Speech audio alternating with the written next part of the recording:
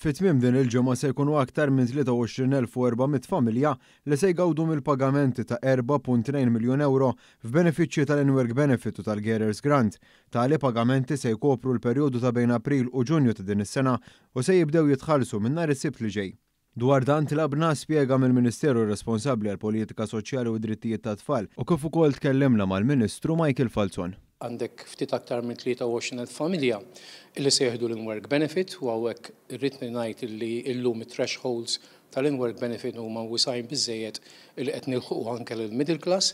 Fil-fatt fl-aħħar budget dan il-benefiċċju reġa' żdied b'50 euro għal kull wild. Dawk eliġibbli għal dan il-benefiċċju huma ġenituri li jaħdmu u li dħul tagħhom wara li jitnaqsu l-kontribuzzjonijiet ma jaqbisx il-50,000 euro jekk il-ġenituri jaħdmu tnejn u 35,000 euro f'każ ta' familji b'ġenitur wieħed jew koppji fejn ġenitur wieħed biss jaħdem. Jekk dawn il-kriterji jintlaħqu l-In-Work Benefit jibqa' jitħallas kull 3 xhur sakemm il-ġenituri jkollhom it-tfal li jgħixu magħhom taħt 23 sena.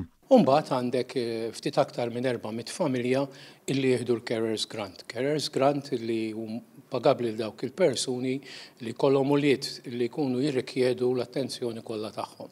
Hemmhekk nħallsu wkoll qegħdin nitkellmu fuq nofs il-paga minima netta, ovvjament dawn il-pagamenti huma prorata. Inħallsuhom xorta volja kien hemm inqal li ħallsu biss qabel l-elezzjoni. L-elezzjonijiet għaddew ma nħallsuhom nhar is-Sibt li ġej. Dan il-benefiċċju fl-aħħar budget żdied b'500 euro u jitħallas ukoll kull 3 xhur.